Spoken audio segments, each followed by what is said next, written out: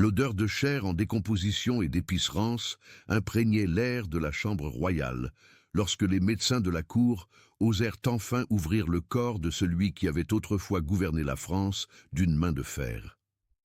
C'était en août, l'an 189, et Henri III gisait mort depuis 3 jours, le visage encore déformé par une expression d'agonie qu'aucun embaumeur n'avait pu effacer complètement.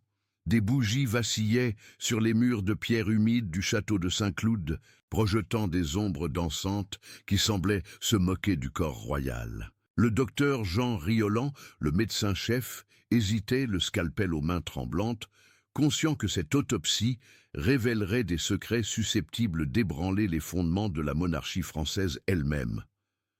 Henri de Valois était monté sur le trône en 1574, alors qu'il n'était qu'un jeune homme de 22 ans, aussi beau qu'un dieu grec, raffiné qu'un prince de la Renaissance et cruel qu'un empereur romain. Son couronnement à Reims fut un spectacle d'une magnificence sans précédent. Des tapisseries persanes couvraient le sol de la cathédrale, l'encens s'élevait en nuées dorées jusqu'aux voûtes gothiques, et sa couronne, sertie de diamants, captait la lumière de 1000 bougies comme si elle était faite d'étoiles. Le jeune roi portait des soies vénitiennes teintes de pourpre de Tyr, et ses mains aristocratiques étaient ornées de bagues valant plus que des châteaux entiers. Son sourire était magnétique, ses yeux bleus hypnotisaient courtisans et ambassadeurs, et sa voix mélodieuse résonnait dans les salles du Louvre telle une musique céleste. Il était l'incarnation de la royauté française, héritier d'une lignée remontant à Charlemagne, seigneur d'un royaume qui s'étendait des Pyrénées au Rhin. Les premières années de son règne furent marquées par une somptuosité qui confinait au délire. Henri avait transformé la cour de France en un théâtre perpétuel de luxure et d'extravagance, où chaque repas était un banquet digne des Césars romains.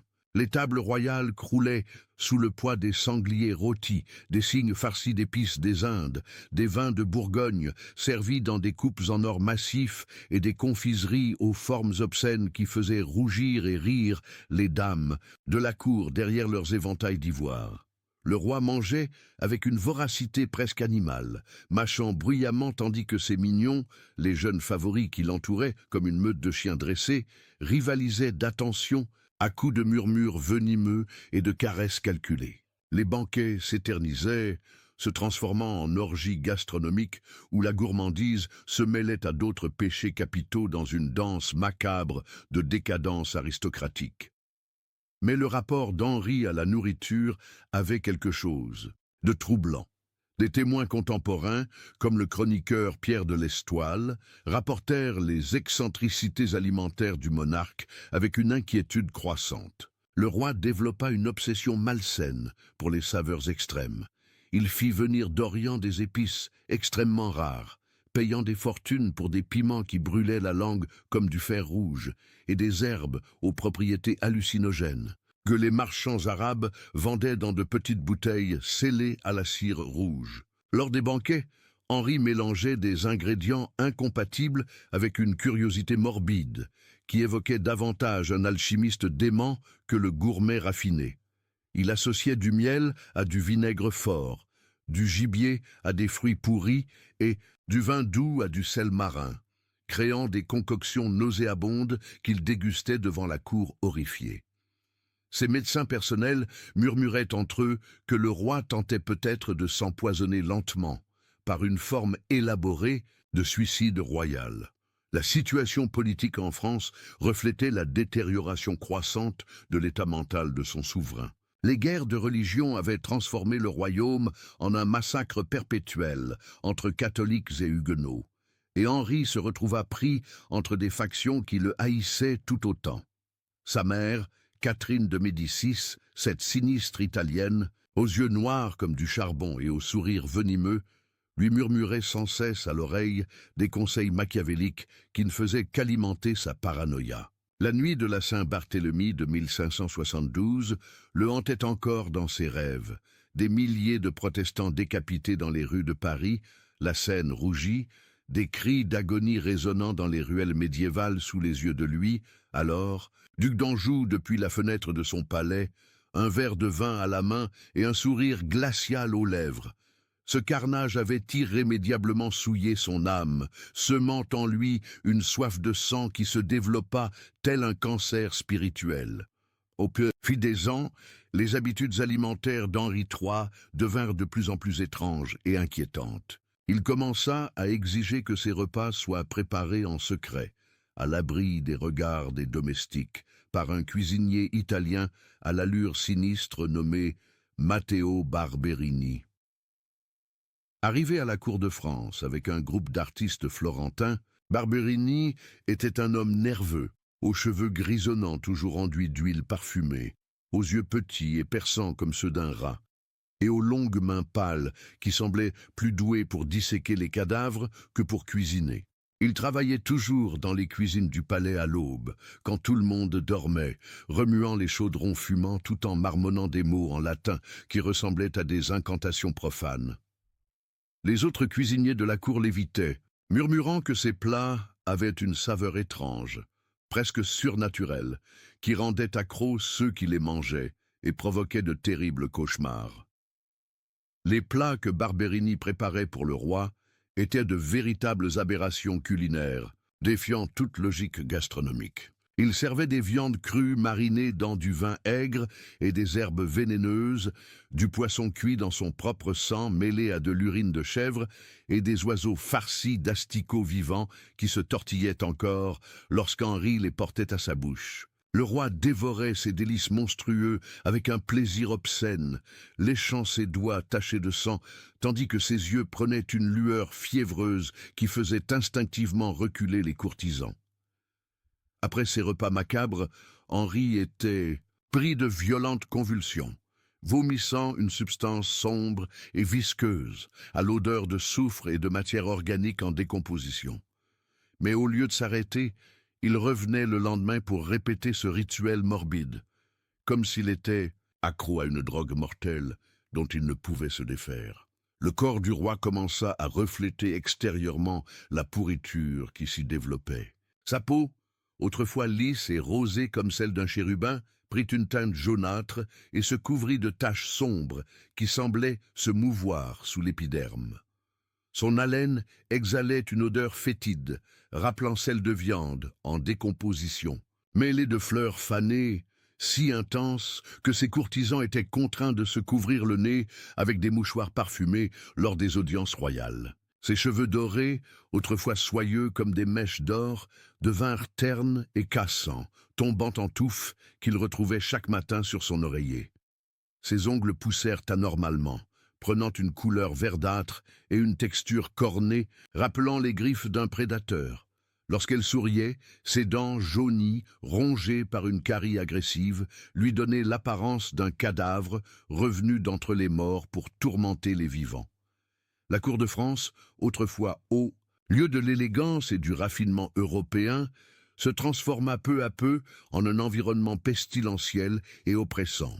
Les salles du Louvre, autrefois parfumées aux essences de rose et de jasmin, empestaient désormais les médicaments, la sueur rance et quelque chose d'indéfinissable évoquant la décomposition.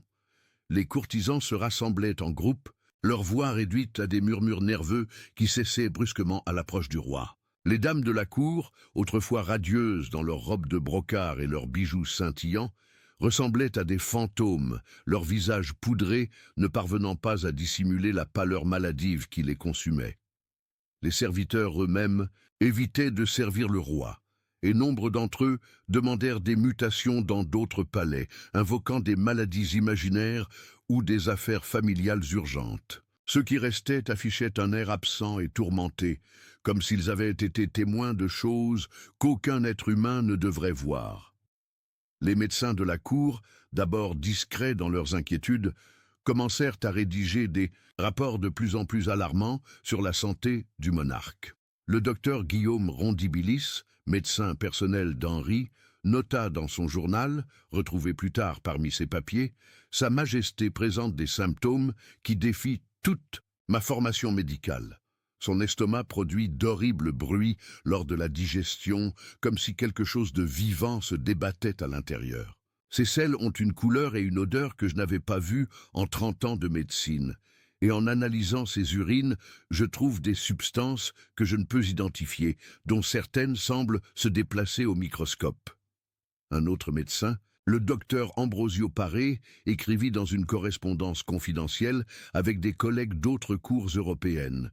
Je crains que notre roi n'ait été victime d'une sorte d'empoisonnement lent et systématique, mais les symptômes ne correspondant à aucun poison connu. C'est comme si quelque chose grandissait en lui, se nourrissant de son essence vitale. La paranoïa d'Henri III atteignit des sommets pathologiques lorsqu'il commença à soupçonner que sa propre nourriture était empoisonnée par des ennemis invisibles.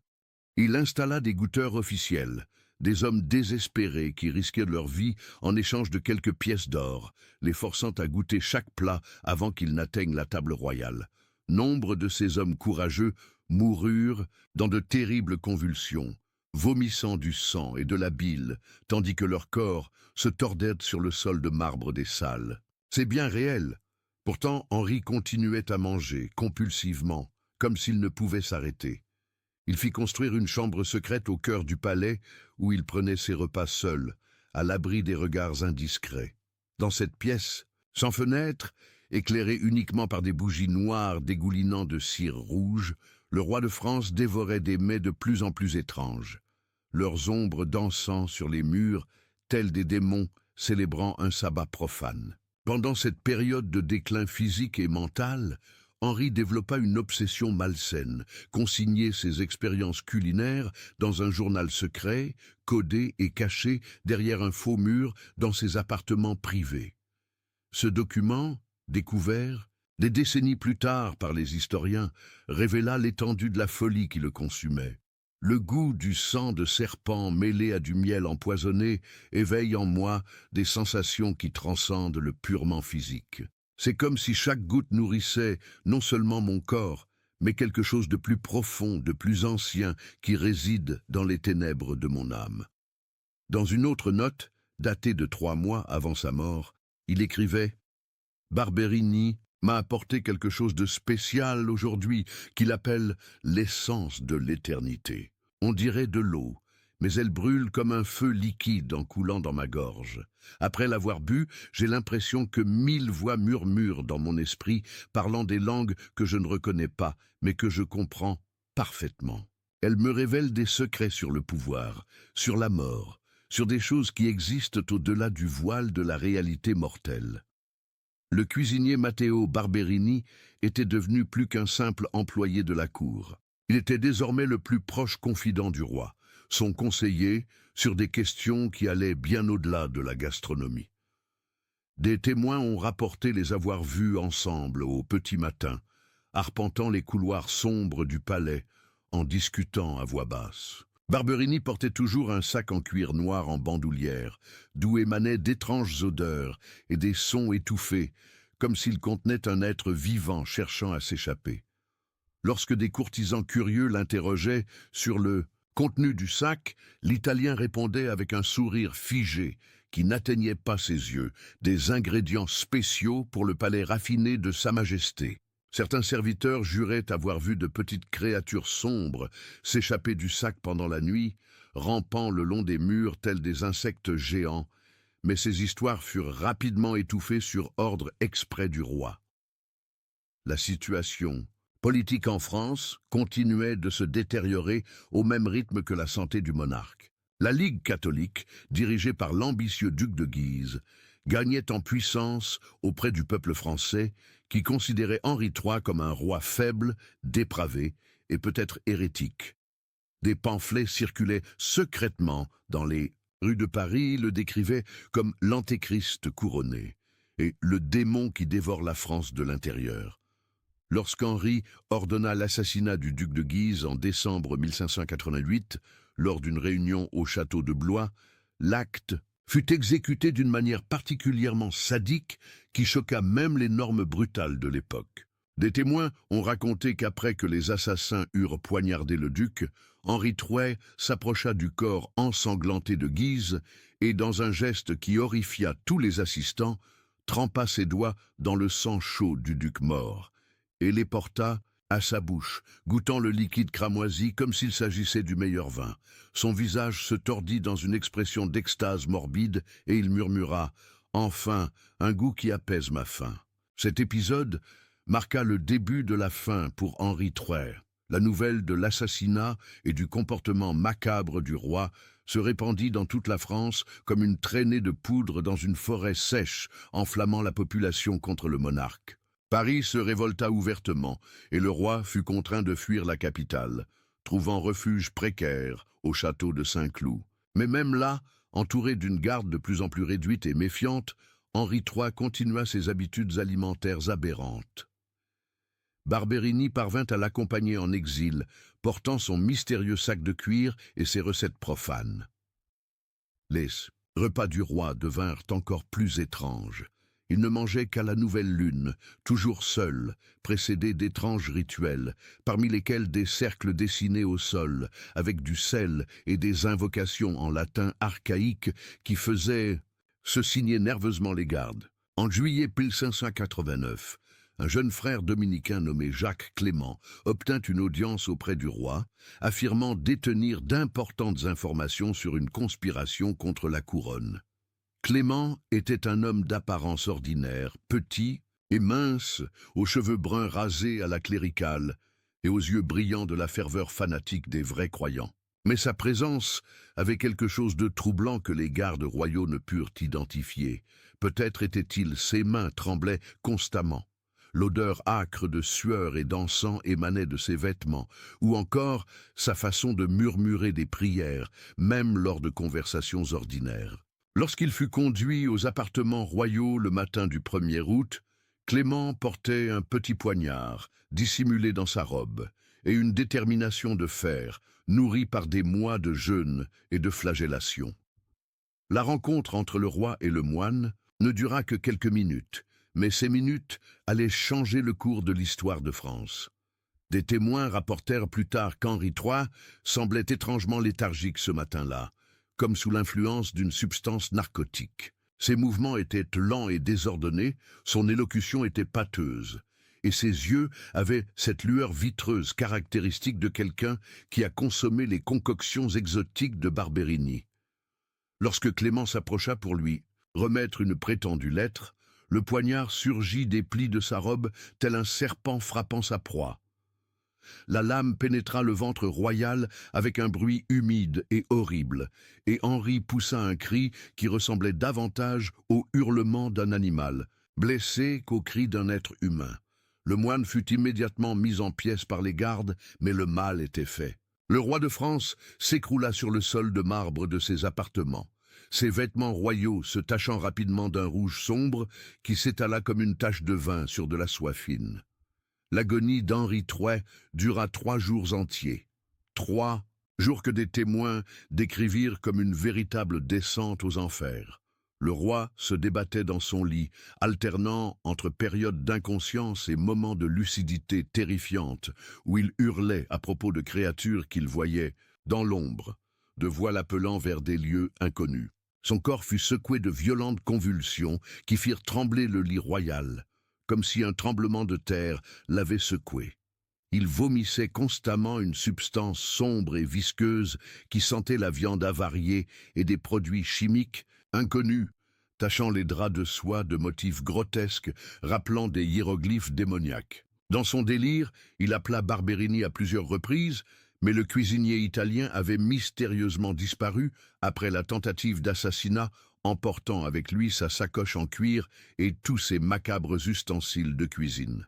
Lorsque la mort survint enfin, aux premières heures du 2 août 1589, elle apporta avec elle une scène qui resterait à jamais gravée dans la mémoire des personnes présentes. Le corps d'Henri III subit une ultime convulsion si violente qu'il se cambra hors du lit. Ses yeux s'écarquillèrent jusqu'à devenir presque 2 sphères blanches, et un liquide noir, fumant comme de l'acide, jaillit de sa bouche ouverte. L'odeur qui se répandit dans la pièce était indescriptible. Un mélange de chair en décomposition, de soufre, de fleurs pourries et d'une substance rappelant vaguement la cannelle, mais pervertie en une version nauséabonde d'elle-même. Lorsque le corps se détendit enfin dans la mort, L'expression qui subsista sur son visage n'était ni celle de la paix, ni celle du repos, mais celle d'une horreur absolue, comme s'il avait entrevu quelque chose dans l'obscurité de la mort qui le terrifia jusqu'à ses derniers instants de conscience. C'est alors que le docteur Juan Riolan, médecin en chef de la cour, prit la décision qui allait changer sa vie à jamais. Contre tous les protocoles royaux et au péril de sa propre position à la cour, il décida de pratiquer une autopsie complète du corps du monarque défunt. Officiellement, la cause du décès était évidente. La blessure par arme blanche à l'abdomen avait provoqué une hémorragie interne mortelle. Mais Riolan avait été témoin des 3 jours d'agonie du roi, avait observé les symptômes étranges, avait senti les odeurs surnaturelles émanant du corps royal, et sa conscience médicale ne lui permettait pas de laisser ces anomalies sans enquête. Dans la nuit du 3 août, à peine 24 heures après le décès, il réunit 2 de ses assistants les plus fidèles, le docteur Pedro Morel et le jeune étudiant en médecine Antonio Dubois, se rendirent tous les 3 à la chambre mortuaire où le corps royal attendait son embaumement officiel. La chambre était un lieu sombre et oppressant, avec des murs de pierre ruisselant d'humidité et des fenêtres trop petites pour laisser entrer suffisamment de lumière naturelle. Le corps d'Henri Thouet reposait sur une table de marbre noir, recouvert seulement d'un drap de lin qui ne parvenait pas à dissimuler complètement les malformations post-mortem apparues dans les heures suivant le décès. Même mort, le corps royal continuait de dégager cette puanteur caractéristique qui s'était intensifiée au fil des heures, obligeant les 3 médecins à se couvrir le nez et la bouche avec des linges imbibés de vinaigre aromatique. Les bougies qui éclairaient l'endroit vacillaient constamment, comme agitées par une brise surnaturelle, projetant des ombres dansantes qui donnaient l'illusion macabre de continuer à bouger s'évanouit. Le docteur Riolan s'approcha de la table, le scalpel à la main, mais hésita un long moment avant de pratiquer la première incision. Ce n'était pas seulement le respect de la royauté qui le retenait, mais le sentiment primitif et instinctif qu'il était sur le point de profaner quelque chose qui aurait dû rester intact. Le corps d'Henri Thouet semblait irradier une aura maléfique qui hérissa les poils des bras du médecin et lui empêcha de respirer. Lorsque la lame toucha enfin la peau jaunâtre de l'abdomen royal, le bruit fut différent de celui attendu. Au lieu du bruit familier du métal tranchant la chair, on entendit un sifflement, comme si l'air s'échappait d'un récipient sous pression, suivi d'une odeur encore plus intense qui poussa le docteur Morel à se précipiter dans un coin de la pièce pour vomir violemment. À mesure que l'incision s'approfondissait, révélant des couches de tissu adipeux et de muscles, les médecins commencèrent à remarquer des anomalies qui remettaient en question leur compréhension de l'anatomie humaine. La graisse corporelle du roi avait une teinte verdâtre anormale et une texture rappelant davantage celle de la cire fondue que celle d'un tissu organique naturel. Les muscles abdominaux présentaient des stries sombres qui semblaient bouger du coin de l'œil, comme les veines palpitantes d'un organe inconnu. Mais c'est lorsque le docteur Riolan atteignit enfin la cavité abdominale que la véritable ampleur de l'aberration fut révélée dans toute son effroyable splendeur. L'estomac d'Henri Thouet s'était transformé en quelque chose qui n'appartenait pas à l'anatomie normale. Gonflé jusqu'à 3 fois sa taille habituelle, l'organe affichait une teinte violet foncé, marbrée de veines noires qui rayonnaient comme les tentacules d'une créature marine.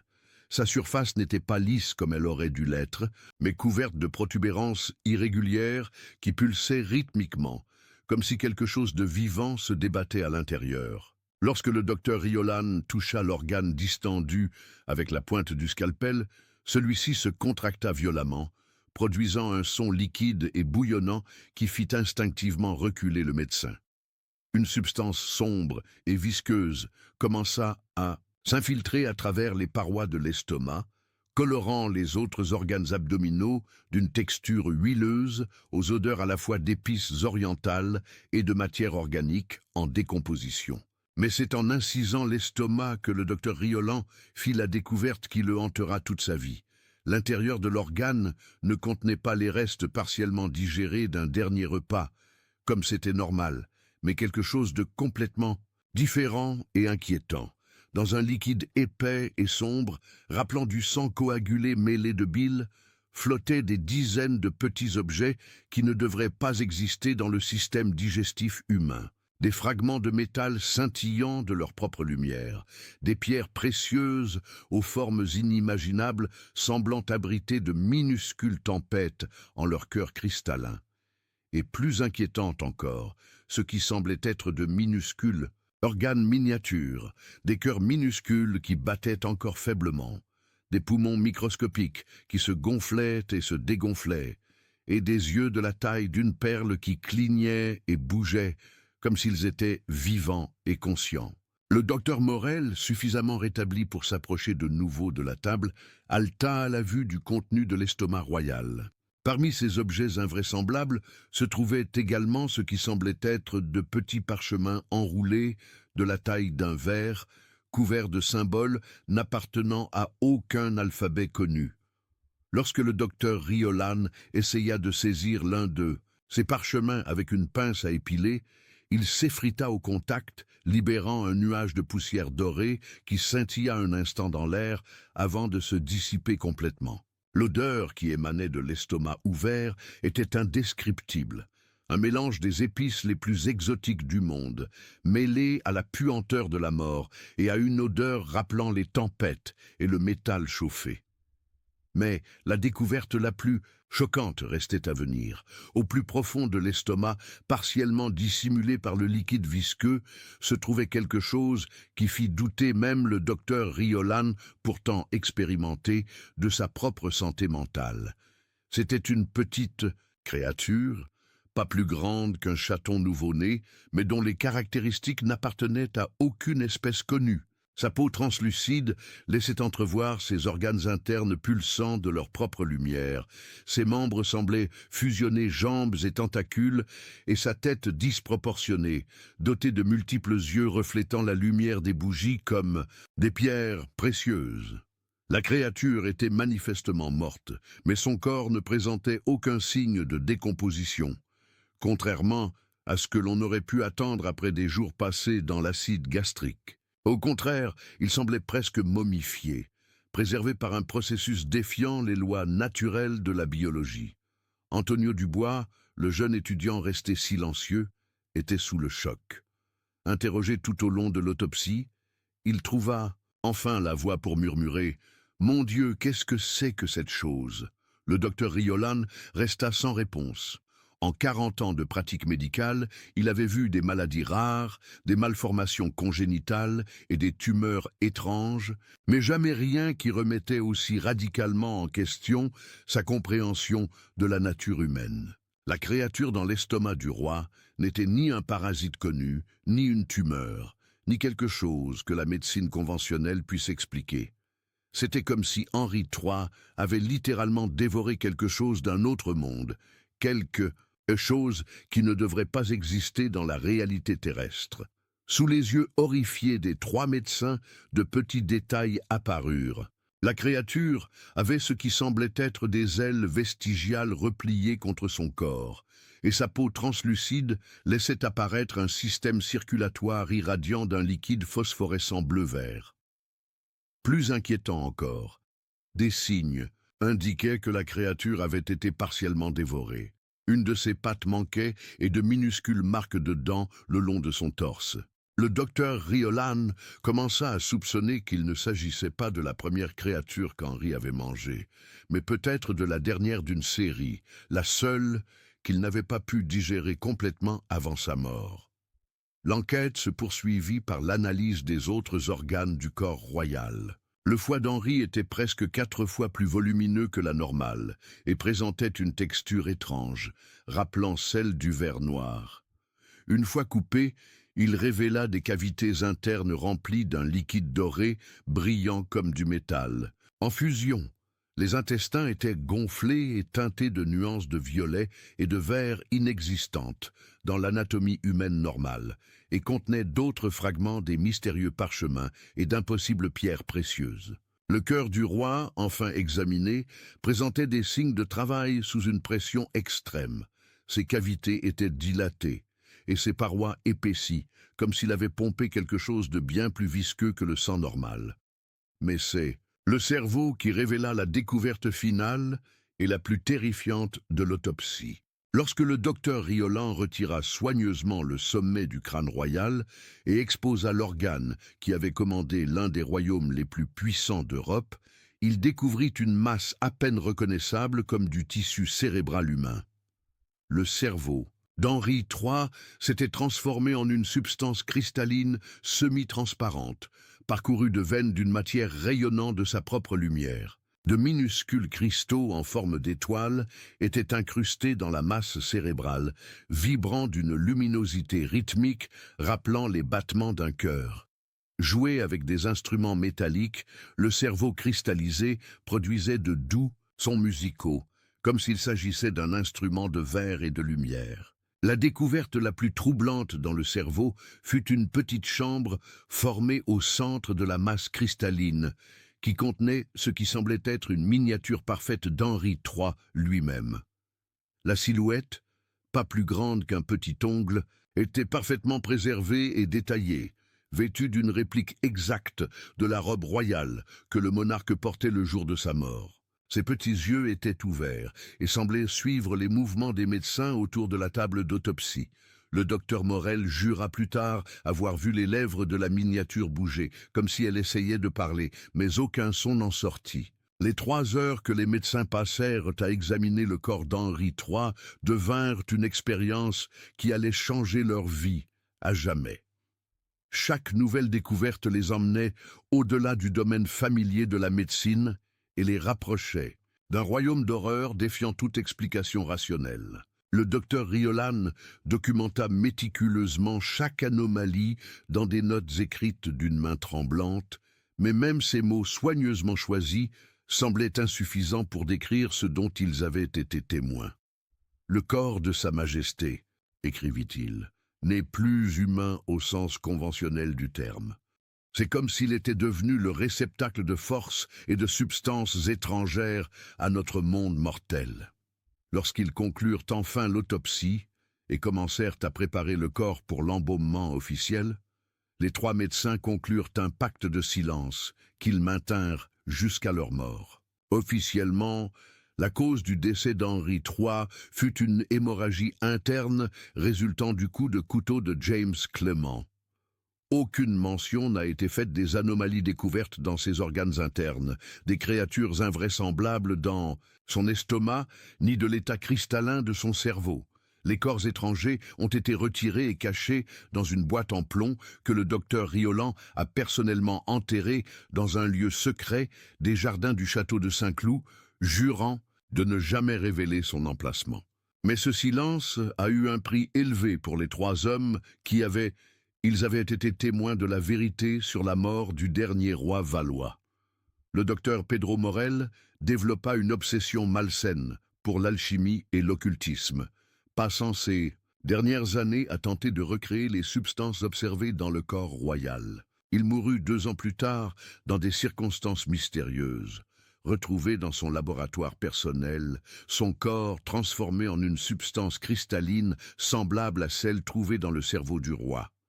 Antonio Dubois abandonna complètement la médecine, se fit moine et passa le reste de sa vie dans un monastère isolé, se flagellant quotidiennement et murmurant des prières contre les tentations démoniaques. À sa mort, 20 ans plus tard, ses derniers mots furent « Les créatures sont toujours là, elles ont toujours faim ».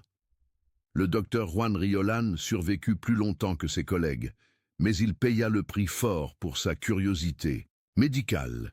Il développa une phobie alimentaire sévère, ne pouvant se nourrir que de pain blanc et d'eau bénite, bénissant toujours chaque bouchée avant de la mettre dans sa bouche. Ses nuits étaient tourmentées par des cauchemars où il revoyait Henri III vivant, l'invitant à un banquet où les mets servis étaient les créatures trouvées dans l'estomac royal. Sur son lit de mort en 1606, Riolan appela un prêtre et confessa tout ce qu'il avait vu cette nuit fatidique, Ces paroles, consignées par le prêtre dans un document resté scellé aux archives du Vatican pendant des siècles, comprenaient ce passage terrifiant. Ce que nous avons trouvé dans le corps du roi n'était pas le résultat d'une maladie banale ou d'un empoisonnement. C'était la conséquence de pactes qu'il ne fallait pas nommer, de fins inassouvies, d'une connaissance que les enfants d'Adam ne devaient pas rechercher. L'énigmatique personnage de Matteo Barberini n'a jamais été retrouvé après sa disparition la nuit de la tentative d'assassinat d'Henri III. Certains disent qu'il est retourné en Italie, d'autres qu'il est mort en fuyant la France. Des rapports non confirmés font état d'un homme de sa description aperçu dans diverses cours européennes au cours des années suivantes, servant systématiquement de cuisinier pour des nobles, qui développèrent par la suite des appétits étranges et moururent dans des circonstances mystérieuses. En 1588, un Italien d'apparence similaire apparut à la cour de l'empereur Rodolphe II à Prague, un monarque connu pour ses obsessions alchimiques et occultes.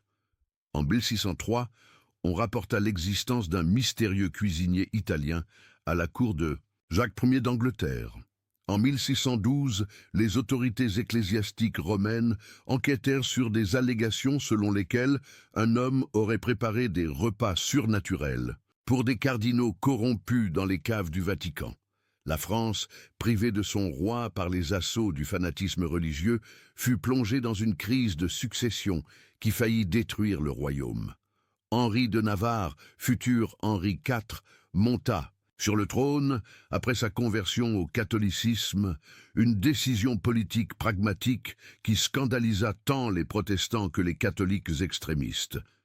Mais les premières années de son règne furent marquées par une paranoïa obsessionnelle à propos de la nourriture. Henri IV employait jusqu'à 12 dégustateurs officiels, changeait de cuisinier chaque mois et jeûnait fréquemment pendant des jours, à une époque où les soupçons d'empoisonnement se faisaient jour. Il scella définitivement les chambres secrètes où son prédécesseur savourait ses repas macabres et ordonna la destruction et l'enfouissement en terre consacrée de tous les ustensiles culinaires du règne précédent. Les rumeurs sur les véritables circonstances de la mort d'Henri III persistèrent à la cour de France, telles des rumeurs empoisonnées transmises de génération en génération. Certaines versions évoquaient des pactes démoniaques, d'autres des expériences alchimiques ratées. La version la plus persistante, et peut-être la plus proche de la vérité, suggérait que le dernier des Valois avait tenté d'atteindre l'immortalité en consommant des substances et des créatures surnaturelles pour finalement découvrir que certains prix étaient trop élevés, même pour des rois. Sous le règne de Louis XIII, une enquête secrète fut ordonnée pour localiser et détruire toute trace matérielle des expériences culinaires d'Henri III, mais rien ne fut découvert, hormis quelques fragments de parchemin brûlés et des taches sur le sol en pierre qui résistaient à tout nettoyage. Au XVIIIe siècle, lors des préparatifs de la Révolution française, certains révolutionnaires radicaux tentèrent d'utiliser des rumeurs sur Henri III comme propagande contre la monarchie, le présentant comme l'incarnation de la décadence aristocratique. Des pamphlets clandestins circulèrent à Paris, illustrant de manière grotesque le roi démon, dévorant des enfants de paysans lors de banquets sataniques. Mais ces représentations populaires, aussi horribles soient-elles, étaient bien loin de la réalité de ce que les trois médecins avaient découvert lors de cette autopsie secrète de 1589.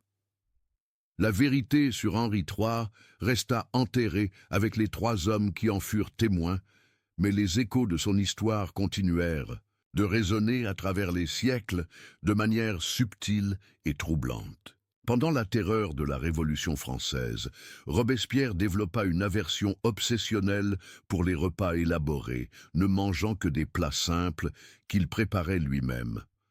Napoléon, quant à lui, employait un bataillon de cuisiniers qui se relayaient constamment, interdisant à la même personne de préparer ses repas 2 fois de suite. Même au XIXe siècle, les chefs renommés de la haute cuisine française évitaient certains ingrédients et certaines combinaisons sans pouvoir expliquer précisément pourquoi, comme si le savoir ancestral les mettait en garde contre des expériences culinaires susceptibles de réveiller des odeurs inexplicables. En 1889, exactement 300 ans après la mort d'Henri III, une série de décès étranges survint parmi les historiens qui effectuaient des recherches dans les archives royales françaises. 3 chercheurs travaillant indépendamment sur des documents de la période Valois sont décédés dans des circonstances similaires. Ils ont été retrouvés dans leur bureau privé, entourés de piles de documents anciens, le visage horrifié et la bouche couverte d'une substance sombre et visqueuse. Les autorités ont attribué leur décès à un empoisonnement accidentel par des champignons infestant les manuscrits anciens. Mais des collègues proches ont rapporté que les 3 historiens avaient fait état de découvertes extraordinaires et inquiétantes sur le règne d'Henri III dans les semaines précédant leur décès. Le mystère s'est épaissi lorsque les documents étudiés par les 3 historiens ont mystérieusement disparu des archives nationales. Une enquête officielle a conclu à leur destruction accidentelle par un incendie, mais des employés des archives ont murmuré que les manuscrits s'étaient simplement désintégrés à la lumière, comme s'ils étaient constitués d'une substance inexistante dans le monde physique. Depuis lors, certaines sections des archives royales françaises restent officiellement inaccessibles à la recherche, pour des raisons qui n'ont jamais été publiquement expliquées. Pendant la Première Guerre mondiale, des soldats français combattant dans les tranchées de Verdun ont rapporté d'étranges observations durant les nuits de la bataille la plus intense. Certains ont affirmé avoir vu une silhouette réaliste vêtue d'un costume du XVIe siècle marcher parmi les morts sur le champ de bataille, apparemment invulnérable aux balles et à l'artillerie, recueillant quelque chose sur les corps tombés, peut-être des organes, peut-être simplement le dernier souffle des mourants. Ces observations ont été officiellement attribuées au stress de la guerre et à l'exposition aux gaz toxiques, mais les récits étaient trop cohérents pour être facilement écartés. Les soldats qui rapportaient ces observations développaient souvent une profonde répulsion pour la nourriture de l'armée, préférant mourir de faim plutôt que de consommer des rations militaires, comme si un instinct primitif les avertissait du danger d'ingérer tout ce qui aurait pu être touché par des mains surnaturelles. Dans les années 1920, un jeune chef nommé Auguste Beaumont a découvert par hasard une recette manuscrite cachée dans les murs d'un vieux château transformé en restaurant. La recette, écrite avec une calligraphie élaborée du XVIe siècle, décrivait un plat appelé « l'essence de l'éternité ». Les ingrédients comprenaient des épices courantes mélangées à des substances que Beaumont ne pouvait identifier, et les instructions de préparation impliquaient des rituels qui ressemblaient davantage à des cérémonies occultes qu'à des techniques culinaires. Intrigué, le chef tenta de recréer le plat, mais dès la première tentative, 3 de ses assistants furent hospitalisés pour des symptômes que les médecins ne purent diagnostiquer. Beaumont brûla immédiatement la recette et ne mentionna plus jamais l'incident. Il mourut cependant 2 ans plus tard dans des circonstances mystérieuses, retrouvé dans sa cuisine personnelle dans une position suggérant qu'il était en train de manger lorsque la mort le frappa.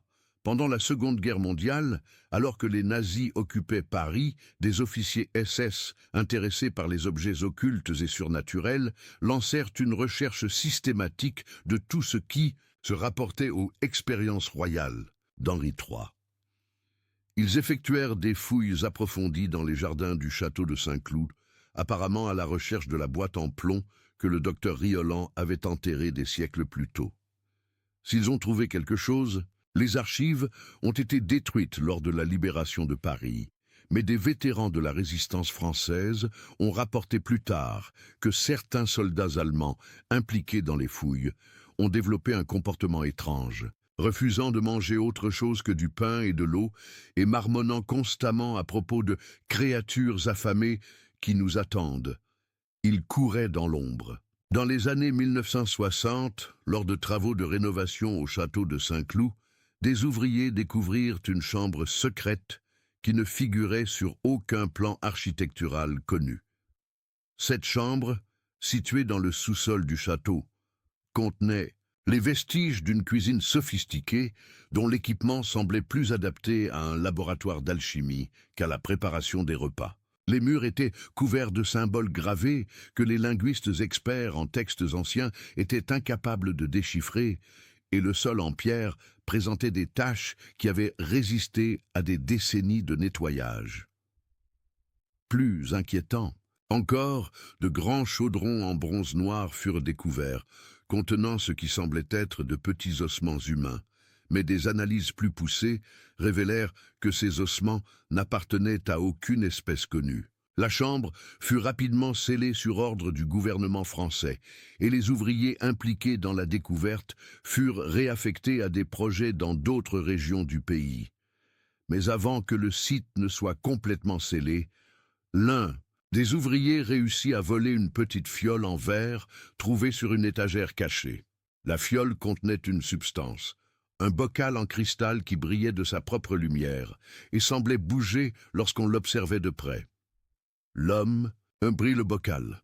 Il était rentré chez lui, fasciné par sa beauté surnaturelle. 2 semaines plus tard, sa famille le retrouva mort dans la cuisine, le bocal vide à ses côtés et une expression d'extase terrifiante gravée sur son visage. L'autopsie officielle conclut à un arrêt cardiaque, mais le coroner nota confidentiellement que le corps présentait des anomalies internes, incompatibles avec la physiologie humaine normale. À l'époque moderne, certains historiens du complot suggèrent que l'influence d'Henri III ou de ce qu'il est devenu se fait encore sentir dans les coulisses du pouvoir mondial. Ils évoquent un certain nombre de dirigeants politiques et d'hommes d'affaires qui ont développé d'étranges obsessions alimentaires, des appétits défiant toute explication rationnelle et une tendance à organiser des réunions importantes autour de banquets élaborés qui semblent servir des objectifs allant au-delà de la simple nutrition. Certains chefs d'élite au service des élites mondiales font état de demandes secrètes d'ingrédients introuvables, de recettes inexistantes et de banquets où l'on mange quelque chose de plus qu'un simple plat. Mais la preuve la plus troublante de la persistance de l'influence d'Henri III réside peut-être dans les récits de chefs professionnels qui, travaillant dans des restaurants prestigieux de diverses capitales, reçoivent occasionnellement la visite d'un homme mystérieux se présentant simplement comme Mathieu. Il offre des ingrédients rares et des recettes anciennes en échange de faveurs non spécifiées, et ceux qui acceptent ces offres connaissent généralement une soudaine montée en puissance culinaire, inévitablement suivie d'une détérioration physique et mentale qui reflète étrangement le sort du dernier roi valois. Ces témoignages, ces histoires sont largement considérées comme des légendes urbaines dans le monde gastronomique, mais elles persistent avec une constance pour le moins inquiétante. La vérité sur ce qui est réellement arrivé à Henri III, ce qu'il est devenu au fil de ses expériences culinaires profanes, les créatures qu'il a dévorées et les substances qu'il a consommées restent enfouies dans les archives secrètes de l'histoire. Mais parfois, aux heures les plus sombres de la nuit, lorsque le vent souffle à travers les ruines du château de Saint-Cloud, des visiteurs sensibles rapportent sentir une étrange odeur dans l'air. Un mélange d'épices exotiques, de chair en décomposition et quelque chose d'indéfinissable qui leur retourne l'estomac d'une faim indescriptible.